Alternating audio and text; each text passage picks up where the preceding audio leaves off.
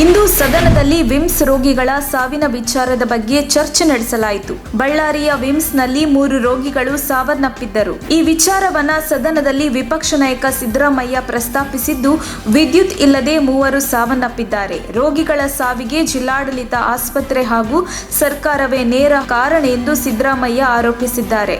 3 ರೋಗಿಗಳ ಸಾವಿಗೆ ವಿಮ್ಸ್ ನಿರ್ದೇಶಕ, ಜಿಲ್ಲಾಧಿಕಾರಿ, ಸರ್ಕಾರವೇ ಇದಕ್ಕೆ ನೇರ ಹೊಣೆ.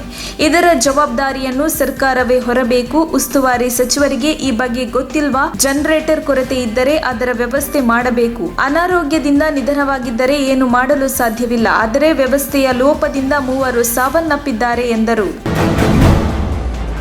ದಕ್ಷಿಣ ಕನ್ನಡದ ಪುತ್ತೂರಿನ ತಿಂಗಳಾಡಿ ಗ್ರಾಮದಲ್ಲಿ ಮಹಿಳೆಗೆ ಕಿರುಕುಳ ನೀಡಿದ್ದ ಆರೋಪದಡಿ ಅನ್ಯ ಕೋಮಿನ ವ್ಯಕ್ತಿಯನ್ನು ಪೊಲೀಸರು ಬಂಧಿಸಿದ್ದಾರೆ. ಗ್ರಾಮದ ಸರ್ವೆ ನಿವಾಸಿ ಬದ್ರುದ್ದೀನ್ ಎಂಬಾತ ದಿನಸಿ ಖರೀದಿಸಲು ಅಂಗಡಿಗೆ ಬಂದಿದ್ದ ಮಹಿಳೆಯ ಜೊತೆ ಅಸಭ್ಯವಾಗಿ ವರ್ತಿಸಿ ಆಕೆಗೆ ಲೈಂಗಿಕ ಕಿರುಕುಳ ನೀಡಿದ್ದ ಎನ್ನಲಾಗಿದೆ. ಘಟನೆಯ ಬಳಿಕ ನೊಂದ ಸಂತ್ರಸ್ತ ಮಹಿಳೆ ಬದ್ರುದ್ದೀನ್ ವಿರುದ್ಧ ಪುತ್ತೂರು ಗ್ರಾಮಾಂತರ ಪೊಲೀಸ್ ಠಾಣೆಯಲ್ಲಿ ದೂರು ನೀಡಿದ್ದರು. ಇನ್ನು ಮಹಿಳೆ ಪೊಲೀಸ್ ಠಾಣೆಗೆ ದೂರು ನೀಡುತ್ತಿದ್ದಂತೆಯೇ ಹಿಂದೂ ಪರ ಸಂಘಟನೆಗಳಿಗೂ ಮಾಹಿತಿ ಲಭ್ಯವಾಗಿದ್ದು, ಘಟನೆ ಖಂಡಿಸಿ ಪ್ರತಿಭಟನೆ ನಡೆಸಿದ್ದಾರೆ. ಕಳೆದ 2 ವಾರದಿಂದ ಸುರಿಯುತ್ತಿರುವ ಭಾರೀ ಮಳೆಯಿಂದ ಹುಬ್ಬಳ್ಳಿಯ ಜನಜೀವನ ಸಂಪೂರ್ಣ ಅಸ್ತವ್ಯಸ್ತವಾಗಿದೆ.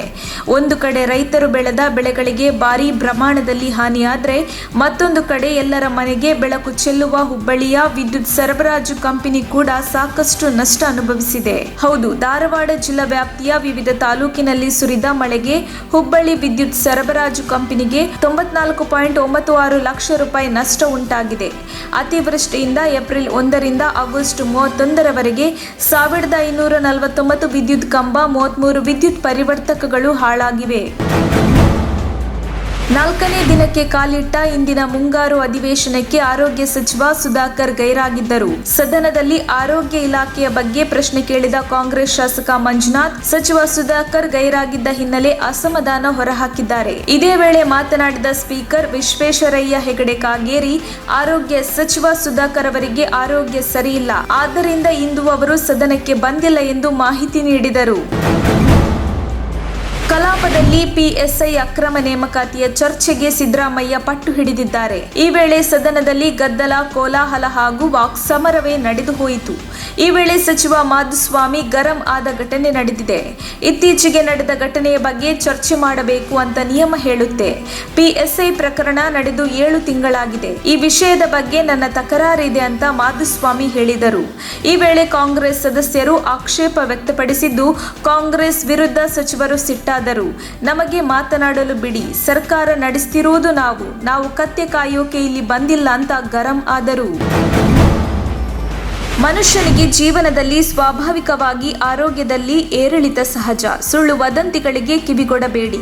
ನನ್ನ ಆರೋಗ್ಯ ಸ್ಥಿರವಾಗಿದೆ ಎಂದು ಡೆಪ್ಯೂಟಿ ಸ್ಪೀಕರ್ ಆನಂದ್ ಮಾಮನಿ ಚೆನ್ನೈನ ಆಸ್ಪತ್ರೆಯಿಂದ ವಿಡಿಯೋ ಹೇಳಿಕೆ ಬಿಡುಗಡೆ ಮಾಡಿದ್ದಾರೆ. ಕೆಲ ಮಾಧ್ಯಮಗಳಲ್ಲಿ ಬೇರೆ ಬೇರೆ ಕಾರಣ ಹೇಳಿ ಸುಳ್ಳು ವದಂತಿಗಳು ಬರುತ್ತಿದೆ. ಮನೆ ದೇವರಾದ ಜಾಲಿಕಟ್ಟಿ ಬಸವಣ್ಣ, ತಂದೆ ತಾಯಿ, ರಾಜ್ಯದ ಜನರ ಆಶೀರ್ವಾದ ಇದೆ.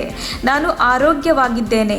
ಸುಳ್ಳು ವದಂತಿಗಳಿಗೆ ನಮ್ಮ ಕಾರ್ಯಕರ್ತರು ಕಿವಿಗೊಡಬಾರದು ಎಂದು ಅವರು ಮನವಿ ಮಾಡಿಕೊಂಡಿದ್ದಾರೆ.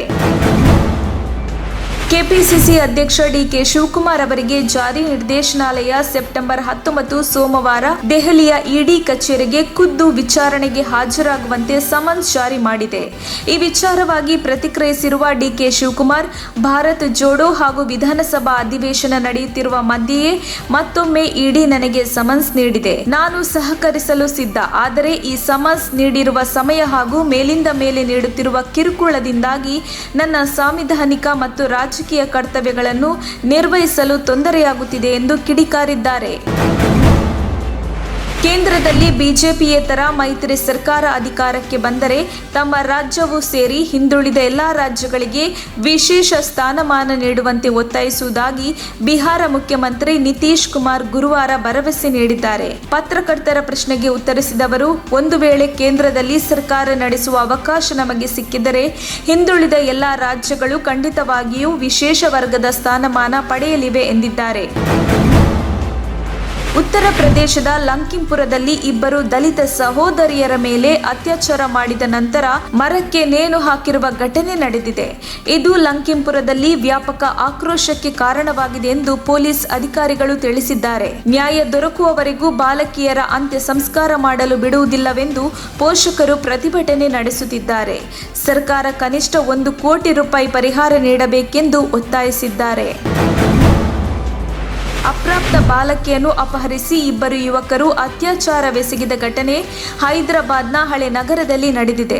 13 ವರ್ಷದ ಸಂತ್ರಸ್ತೆಯ ಮೇಲೆ ಹೋಟೆಲ್ ಒಂದರಲ್ಲಿ 2 ದಿನಗಳ ಕಾಲ ಇಬ್ಬರು ಆರೋಪಿಗಳು ಅತ್ಯಾಚಾರವೆಸಗಿದ್ದಾರೆ. ಬಾಲಕಿಯನ್ನು ಅಪಹರಿಸಿದ ನಂತರ ಮಾದಕ ದ್ರವ್ಯ ನೀಡಿ ಲೈಂಗಿಕ ದೌರ್ಜನ್ಯ ನಡೆಸಿದ್ದಾರೆ. ಅತ್ಯಾಚಾರದ ಬಳಿಕ ಆರೋಪಿಗಳು ಸಂತ್ರಸ್ತೆಯ ತಾಯಿಗೆ ಆಕೆ ನಮ್ಮೊಂದಿಗಿದ್ದಾಳೆ ಎಂದು ಮಾಹಿತಿ ನೀಡಿದ್ದಾರೆ. ಬಾಲಕಿಯ ತಾಯಿ ಆರೋಪಿಗಳ ಮೊಬೈಲ್ ಸಂಖ್ಯೆ ಪೊಲೀಸರಿಗೆ ನೀಡಿದ್ದು, ಈ ಆಧಾರದಲ್ಲಿ ಪೊಲೀಸರು ಆರೋಪಿಗಳನ್ನು ಬಂಧಿಸಿದ್ದಾರೆ.